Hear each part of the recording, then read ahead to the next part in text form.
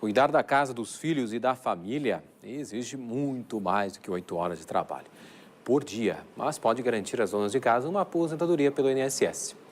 Apesar de muita gente desconhecer essa possibilidade, elas têm esse direito garantido desde 1991. Sonilde Lazarim, advogada, professora de Direito da URGS, da PUC. Boa tarde. Boa tarde. Toda dona de casa tem direito à aposentadoria pelo INSS? Não, na verdade, toda dona de casa não. São aquelas apenas que fazem a vinculação com a Previdência Social. Existe, então, na Previdência Social, 3 modalidades de vinculação para que possam, então, ter acesso a esses benefícios. Não só a aposentadoria por idade, mas também a outras modalidades de benefícios que são previstos dentro do regime geral.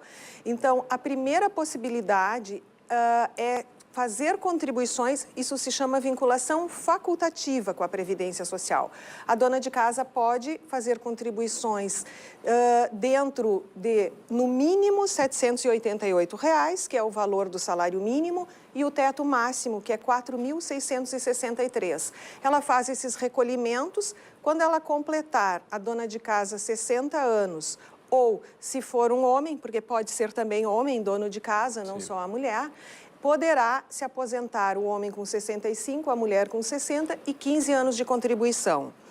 Existe uma outra modalidade para donas de casa, que é o chamado plano simplificado. O que se verificou?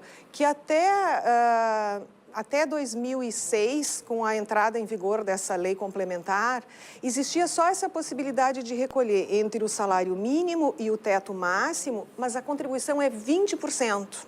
Então, a contribuição mínima seria R$ 156, a contribuição máxima R$ 932 se fizesse a contribuição pelo teto máximo. Bom, isso gerava um problema que as donas de casa com uma renda menor não conseguiam se inserir no plano. Sim. Aí surgiu o chamado plano simplificado, que ocorreu a entrada em vigor a partir de 2007. Esse plano simplificado, ele permite que donas de casa ou donos de casa façam contribuição sobre um salário mínimo, mas 11% ao invés de 20%. Isso reduz o valor para 86, em média, 86,68 centavos por mês. Qual é a diferença? É que essas pessoas que aderirem ao plano simplificado, elas irão se aposentar com um salário mínimo, porque vão contribuir com 11% sobre o valor de um salário mínimo. O mesmo prazo, 15 anos de contribuição, 60 anos de idade a mulher, ou 65 anos se for um homem, e se aposentam, aí não tem variação de acordo com o teto que vai contribuir, é sempre sobre o mínimo. Sim. E tem uma terceira forma que baixa esse percentual para 5% sobre o valor do salário mínimo.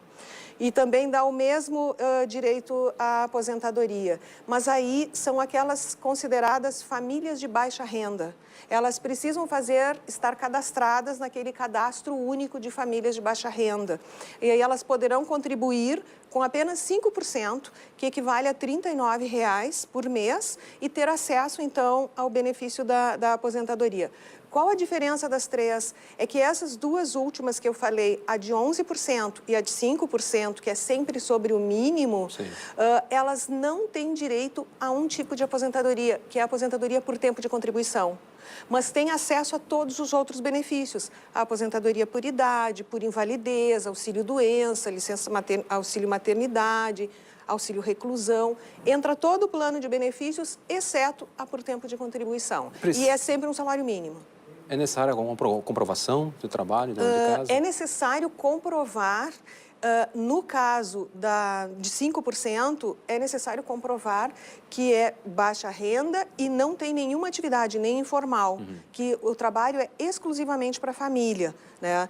No caso dos demais, eles podem aderir como contribuintes individuais facultativos, porque não são obrigatórios, eles não têm renda, não trabalham nem como autônomos, não trabalham nem como empregados, são aquelas pessoas que não têm renda, não importa por exemplo, que o marido tenha renda, pode contribuir para ter o seu benefício à aposentadoria mulher, por exemplo.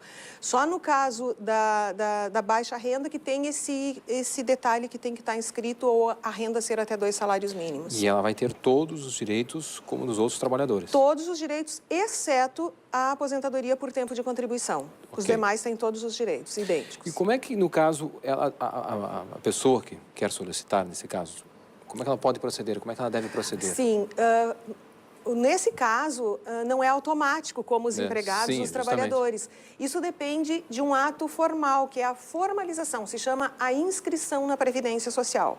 Essa inscrição ela pode ser feita pelo telefone 135, que é das 7 da manhã às 22 horas. Vai pedir documentos, CPF, RG, endereços, documentos básicos e faz a inscrição e tem esse número. Ou pode ser feito também na própria agência da Previdência Social ou pela internet, no site da Previdência Social. Faz a vinculação, vai ter um número de inscrição e aí começa a contribuir. De acordo com a escolha de dessas 3 modalidades, pode começar a fazer as contribuições. É um planejamento. E é um plano muito barato para ter acesso a esses benefícios previdenciários. Não, a idade independe também, né? Independe de idade, a partir de 16 anos. Sim, a partir de 16 anos, mas a máxima depende. Não tem. Sou Nilde Lazarim, advogada, professora de Direito da URGS e da PUC. Obrigado novamente pela gentileza aqui no Canal Aberto. Por nada, fica à certo, obrigado. disposição.